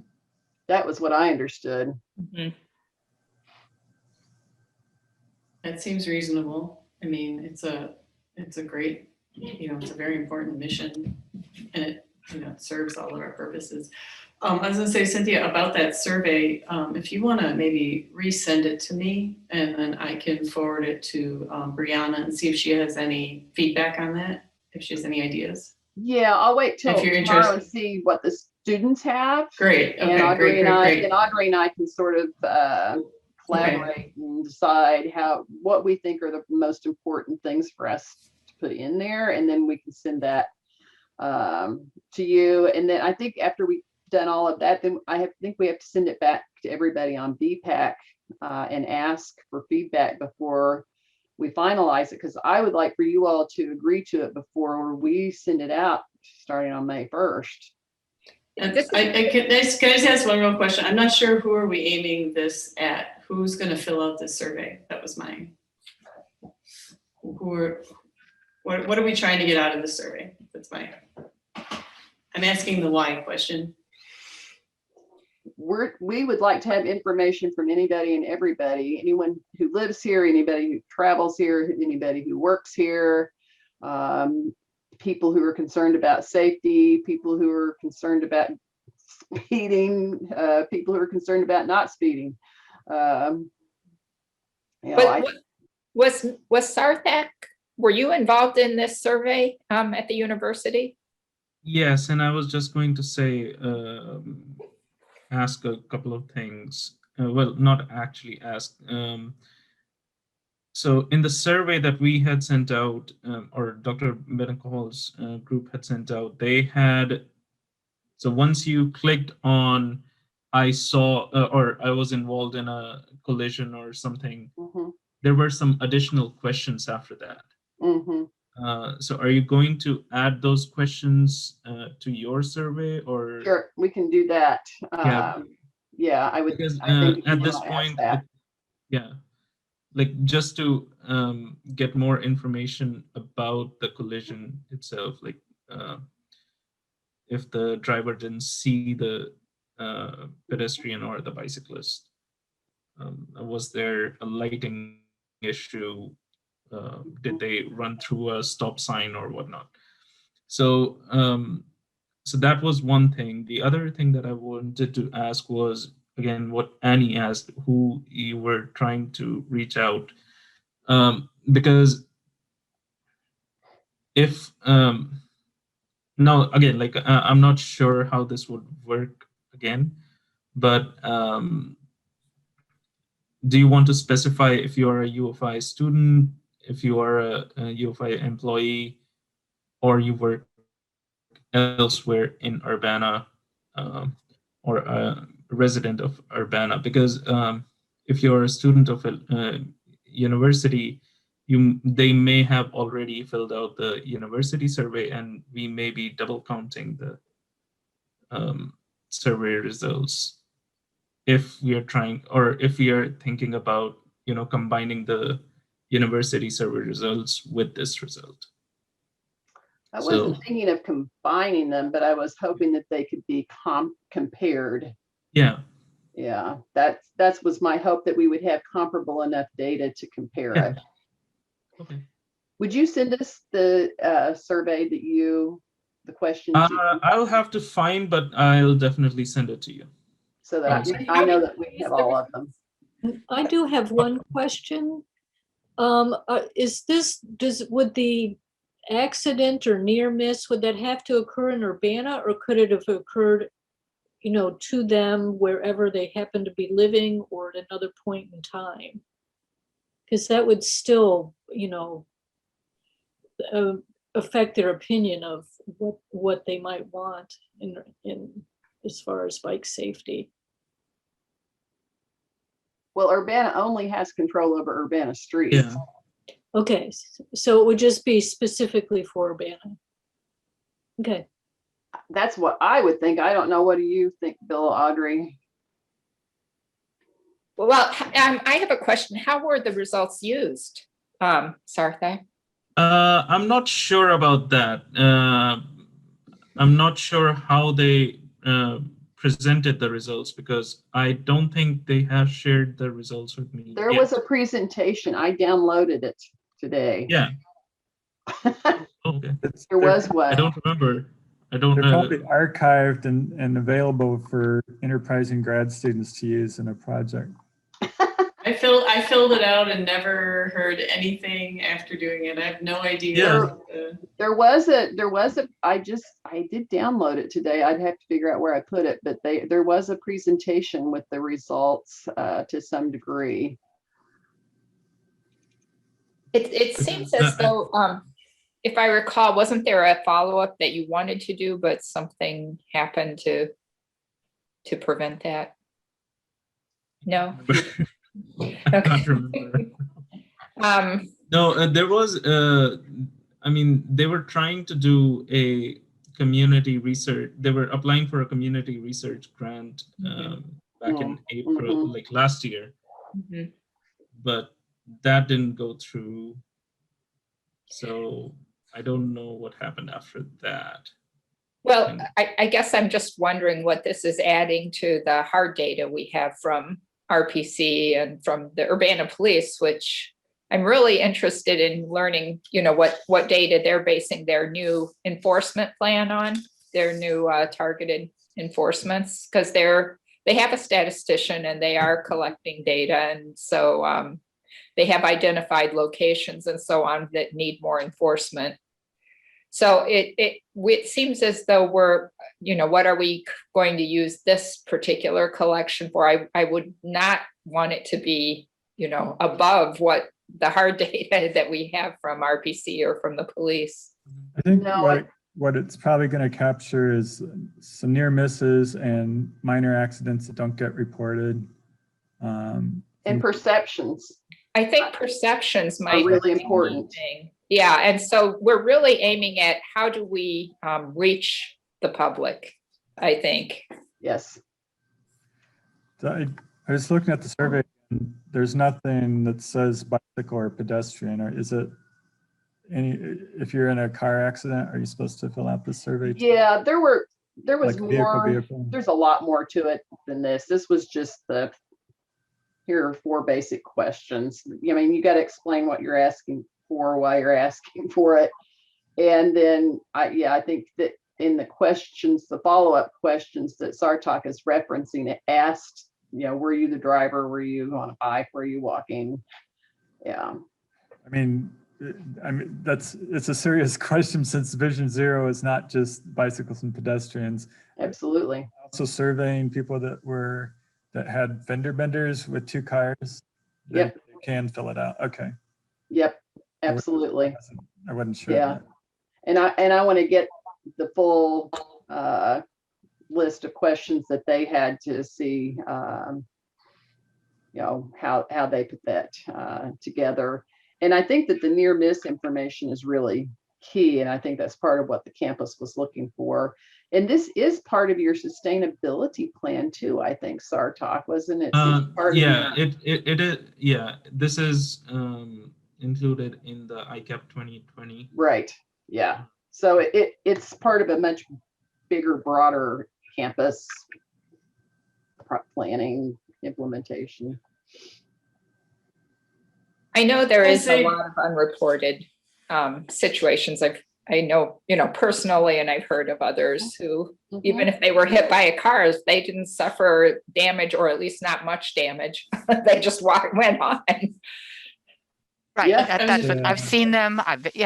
I was gonna say, Deborah just posted in the chat a link to an article that says, "Want to stop car crashes? Study the near misses." A pilot program in Bellevue, Washington, is using video and big data to stop crashes before they happen. Because I think that's really is what we're talking about. We're talking like Cynthia's saying, the perception, like there's their perception, and then there are the near misses, like on Main Street, there's like just different areas where people, so that could be an interesting survey. I could see people. I want to interject real quick. Mhm. I don't know if we can actually use chat. It may be against Open Meetings Act because it's entirely public, especially in recordings and the minute. Mhm. Okay. So I will just read the chats because then I'll enter them into public comment. It's not public comment period. Okay. That's true, but we've often allowed people to ask questions or give comments outside the public comment period. I don't think we've adopted any of the rules that the city council has that is strictly enforcing specific time periods for public input.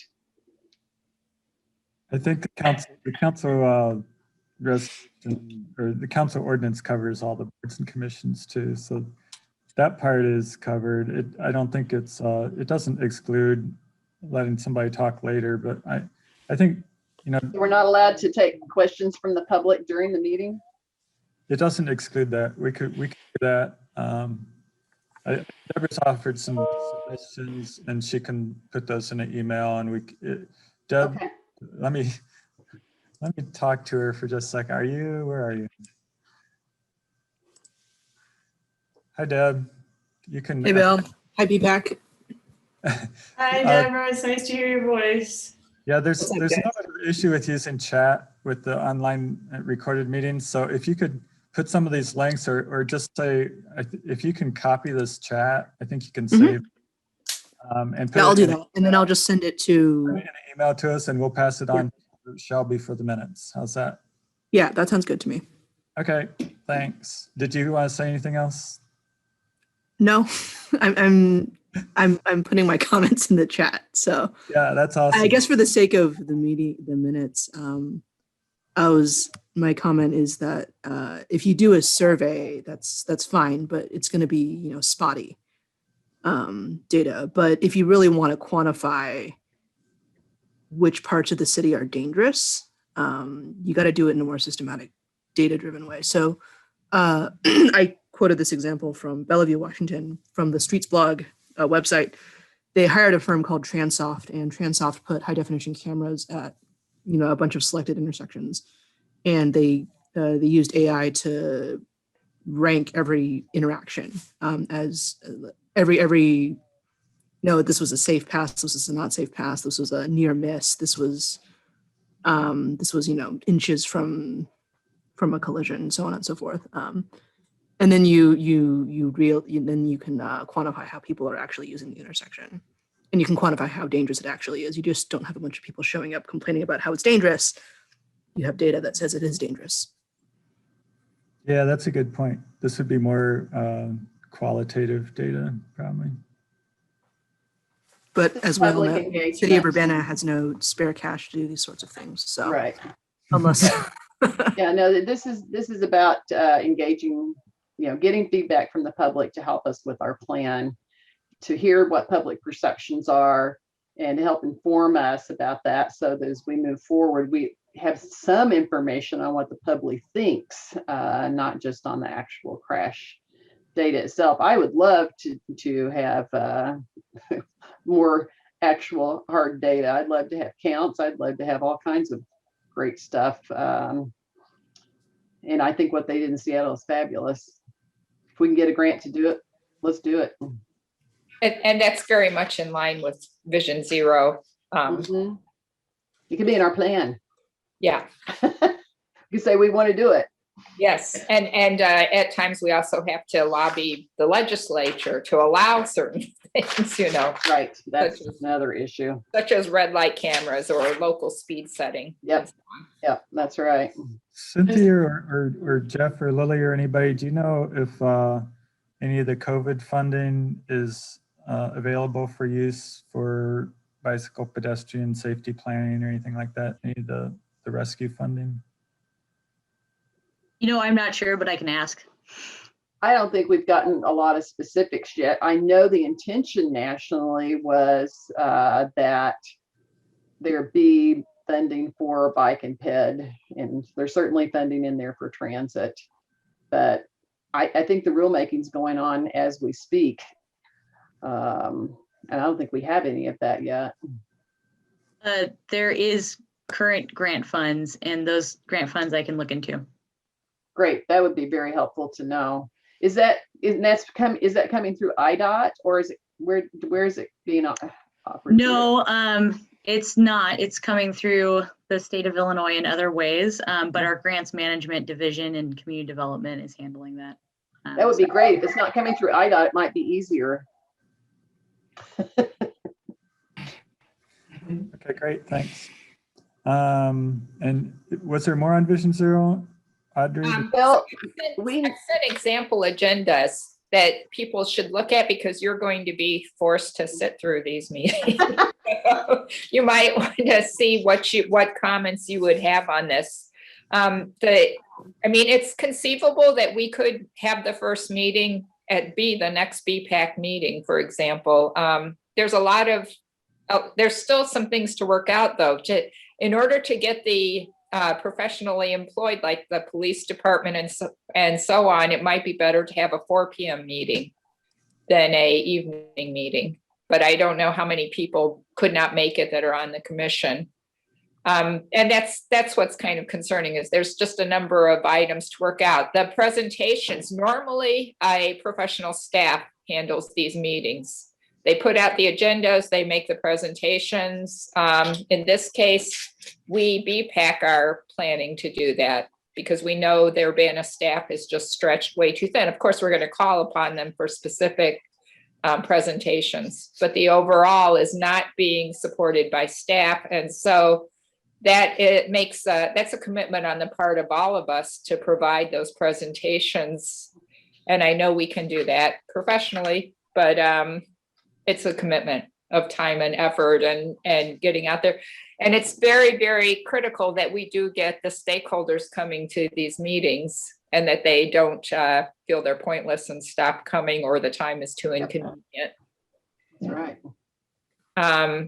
I don't know if they would be a special meeting, in which case, and whether we would need a charter for this task force, but I am pretty sure they have to be public, because there's going to be more than 3 BPACs. So they would have to be public meetings. And so that means, it's a drain on city resources unless we go ahead and use those resources that we're currently using as BPAC. Right. Yeah. So we're just replacing BPAC with a stakeholder, with a task force meeting. It's just a couple times. You could piggyback. We could still have the regular BPAC items, just hopefully short. Right, Bill? Sorry. We probably would have to, since it's a regularly scheduled meeting, we'd at least have to take attendance, and I'm not sure.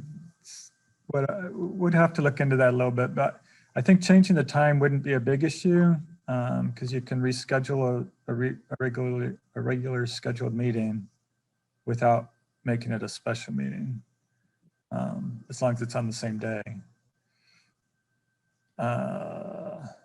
Yeah, look into that, but I don't think it would be a problem to use 2 of them a year, even if we wanted to have them at 4 o'clock in the afternoon. And what I think I've seen and what makes the most sense is that at least a straw man action plan is in place, you know, at least by the second meeting, if not earlier, so that you know what you're working towards and have something for people to be putting thumbs up, thumbs down, suggestions, and so on. So that's a little bit of a problem for the time frame. You know, we don't currently have an action plan draft. So, and this wouldn't be anything that's been approved. It would strictly be a draft because the details would be worked out together. But we're going to be educating this task force at the same time that we're trying to complete a plan. And again, as I mentioned, normally this would be the professional staff would have done the plan, and then they'd be presenting it to the committee, to the task force. So in that respect, I feel like we need to, you know, we're shouldering that responsibility, and that is extra work. Other cities? Well, and I do want to hear from you all whether you approve of us moving forward with the proclamation and the press release, and using the for Safe Streets to post our stuff on. And I really do want to have some. I don't know if you need to vote on it, or if we just want to say yes or whatever. But the thing is those are all city decisions. I don't think BPAC can make those decisions. It's the mayor's proclamation, the mayor's release. But I want their agreement that we send it to the mayor's office. That's what it says. Approve the proclamation and press release drafts to forward to the mayor's office to seek her engagement. Also, I'm all for the website idea, you know, but again, it's the city's decision. The city would have to say that they're going to direct Vision Zero traffic to that website. Because we need to have at least a link, you know, some sort of endorsement.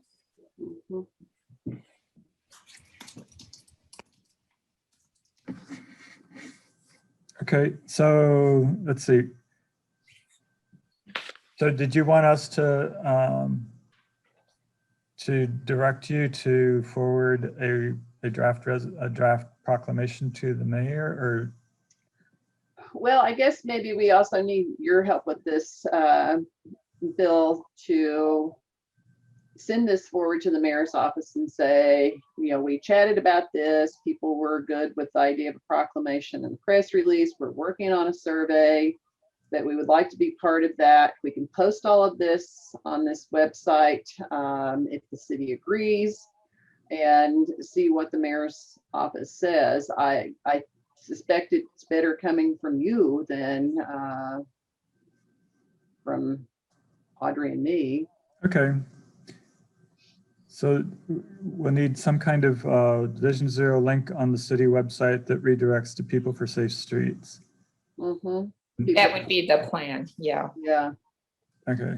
To the Vision Zero page. I mean, we've got a page that's focused. Well, I believe Imagine Urbana is not a city website either, is it? It looks like it's run by some other organization. That'd be a similar kind of arrangement. Right. It's a city website, but it's is it a city website? Yeah. But someone else is contracted to maintain it, or? Yeah, it's a kind of a template. So but a company is contracted to moderate it, and they make the template. That's where the dollars got spent. Where was the moderation? But it's actually posted on the city server.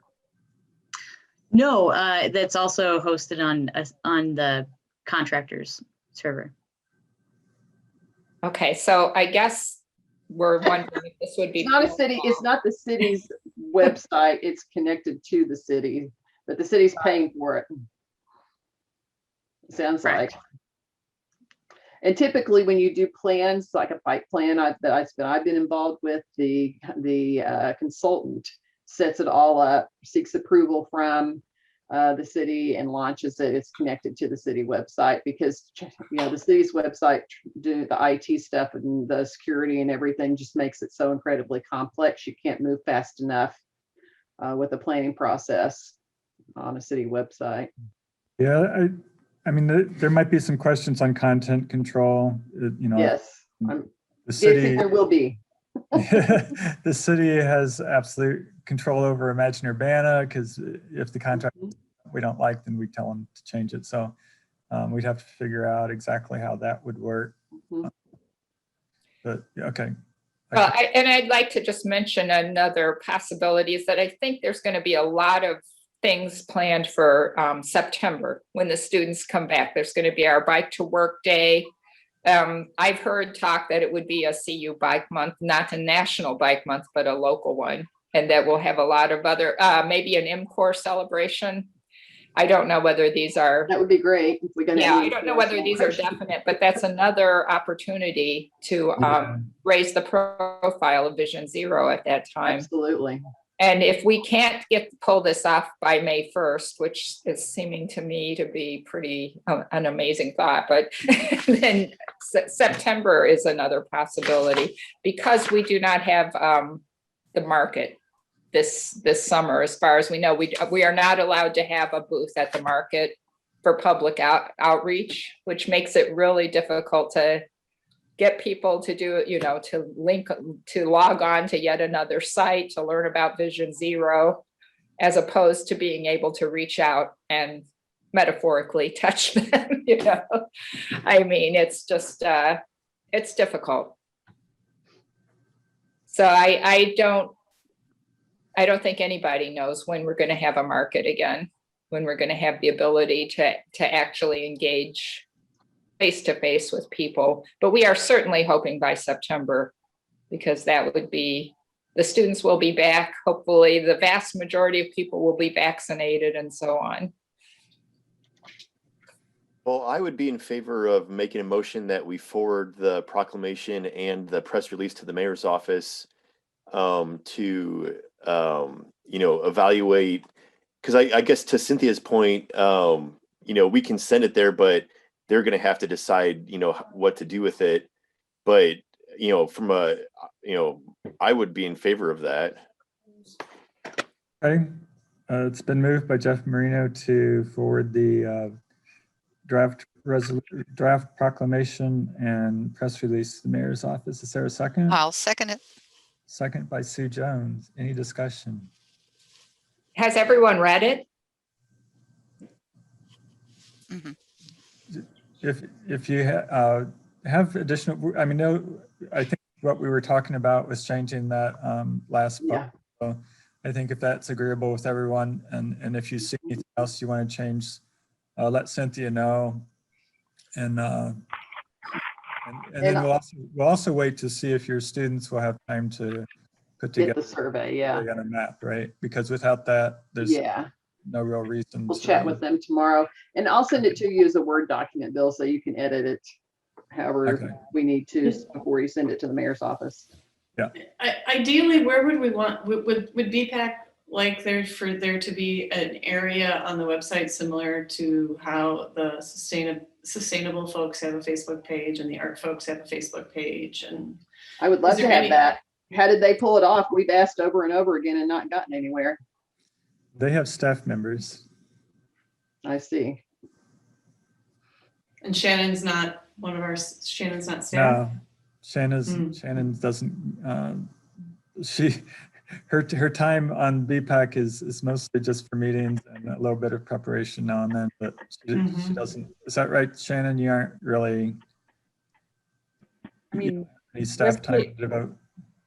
No, I mean, right now I'm the only engineer, and web page stuff is pretty much I only get to touch it when it's project based. Well, yeah, there is a sustainability coordinator and there is a public arts coordinator. So that's our problem, is we're supposed to have a bike ped coordinator and we don't. That's something that's been on the city's list of something we should do from the beginning and be a bicycle friendly community. Yeah, and and that's part of it. So we should definitely, once this new council gets seated, make a presentation and request. Yep. For at We least should do that. half time or part time or something.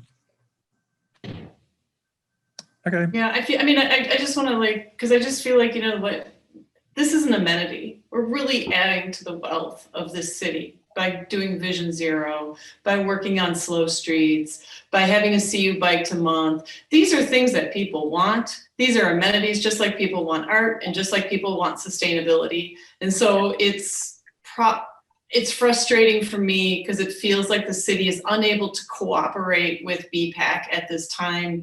And it's strange because we are really adding and helping out with things. And so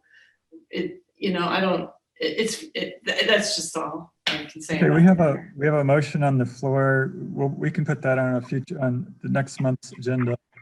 But let's go ahead and have a roll call vote if there's no more discussion on that. Because time is Bill of the Brown. essence. Yes. Annie Adams, Yes. Shannon Brannock, Yes. Jeff Marino, Yes. Audrey Ishii, Yes. Cynthia Hoyle, Yes. Susan Jones, Yes. Sarthak Prasad, Yes. Nancy Westcott. Yes. Okay, thanks. That motion carries. So Bill, I will certainly invite Audrey once I get the link for a call tomorrow. They were talking about doing it about 10 in the morning, and that Dr. Hillier usually joins us. I've talked to them a couple of times. So once I talk to them and see where we are with that and our ability to get the survey up and rolling, I'll send all that stuff to you. And I think at this point, we're just asking the mayor if she would be willing to do this. And I know for Bike to School Day, Lily has set up, they're going to live stream the proclamation for that. And so this is of equal importance to Bike to School Day. I think we can probably get her engagement on this as well. And we can also solicit Lily's help with that, I think. She's working on Bike Month stuff too. Yeah, maybe.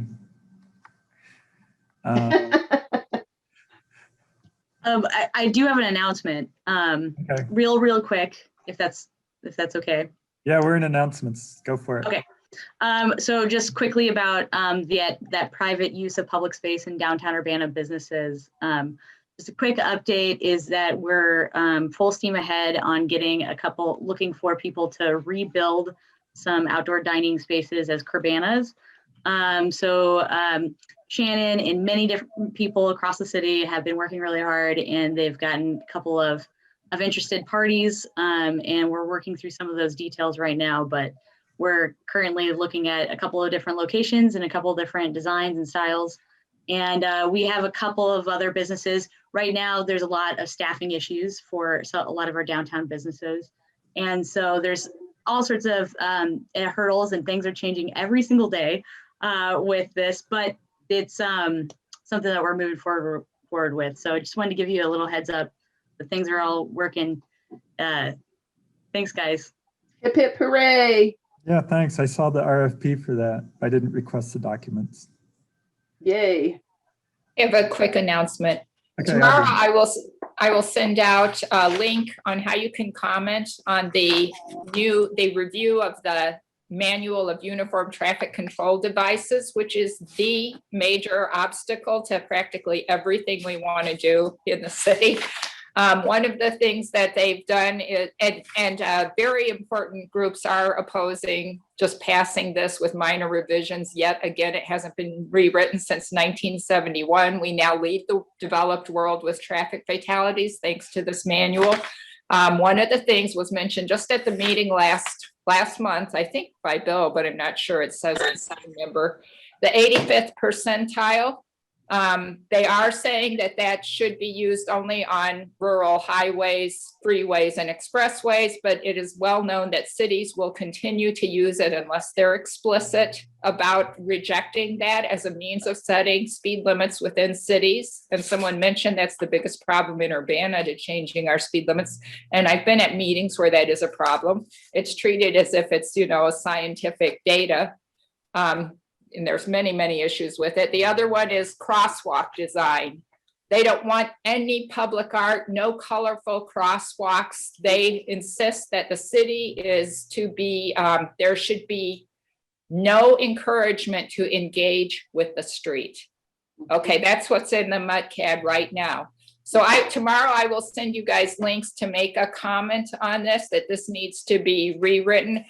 You've got powerful allies like the National Association for City Transportation Officials and the American League of American Bicyclists, who are also opposed, but they do want to hear from the public as well. They're asking that you focus especially on concrete examples in your town where you have been stymied in your effort to make things safer because of the slavish devotion to this manual, which we've all seen many, many times. So this manual needs to be redone to fit the needs to follow the rest of the developed world in lowering our traffic fatalities. It's just an absolute embarrassment. Okay, thank you. Okay. Bill, Yeah, just on that, I was just going to say, like, next week there is a webinar on MUTCD. I think it's by APBP or America Walks or LAB. I don't remember. They are working together, yes. America. America Walks is leading a lot of the public input. So I'll send you the link to where to go to make that comment. You have until May 14th. And that's why it's too late for BPAC to get together and make a BPAC comment. But we need to, those of us who can do it individually, I'm sure that'll have an impact too. I have a quick announcement. I'll do a quick screen share here. I just wanted to point out to everybody that we have now on the Bike Month website, CU Bike Month. Gabe put together our nice calendar of events for the month. BPAC is on there, you can see. And so we have several rides planned, including the Ride of Silence, which hopefully we'll have some more details on soon. And Prairie Cycle Club is doing some group rides. And so it includes some April events, and then also talks about plans for November. We've got, we'll probably call it Bike From Work Day. September, right? September?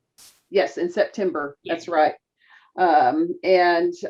So it's an unusual Bike Month calendar because you know, we've got our big event of a month usually is Bike to Work Day, and that will be in September. But we do have a lot of other things going on, and I wanted to make sure everybody saw that and knows it's there. Hey, cool. Yeah, I have a question about that. So that calendar is not the actual, like, if you go to the CU Bike Month website, It's on there. It's on there, but not the calendar button exactly, right? Because I shared There's calendar. there's a Google calendar, and then I posted today the one that it's gave on us. there. Okay, it is on there. Yeah, and you can click download and download it there too. Before it was just on download Bike Month calendar, but so I went ahead and put it in there today, right before our meeting. And I don't know who can do this. Someone needs to figure out how to change that to say CU Bike Month 2021. Gabe tried to fix it today, and it's still there. I don't know why, but that's a technical issue this group doesn't have to talk about. Okay, and then there were some announcements in the minutes, but I think they were all from last month that were all about Bike Month too. So I think we've covered that. I have a couple of announcements. Okay, go ahead. We are holding a bike census on April 28th from 10 to 11 a.m. And we are looking for volunteers. I think I had sent out a notification about that. If we not, got it. Oh, okay. So if you guys are interested, please fill out the sign up form if you're available, and just share it with anyone who you can. So Is there a link to that on Bike Illinois too? Yes. There's somebody watching or something that wants to sign up, they can go to Bike Illinois. Yes. If you go to the Bike at Illinois website, under the events section, you'll find bike census. Also, under resources, there's a bike census page, and when you go down on that page, you'll see how to sign up. So yeah. Okay. Basically Count, just you count bikes and parking spots, bikes and bike parking, is that okay? Yes. This semester, this year, I'm pretty sure it's mostly going to be about bike infrastructure, because we don't expect that many bikes to be on campus, or the bikes that are on campus. Residential a lot areas. of them are going to be from last year or maybe something like that, So yeah, and we are not going to do a bicycle end of year roundup this year either, because again, most of the students, they were not they did not come back. Though I know where there's one bike that could be rounded up, but on my commute. Oh, there are several. I've seen several, but just don't want to do that until students are back. Another announcement is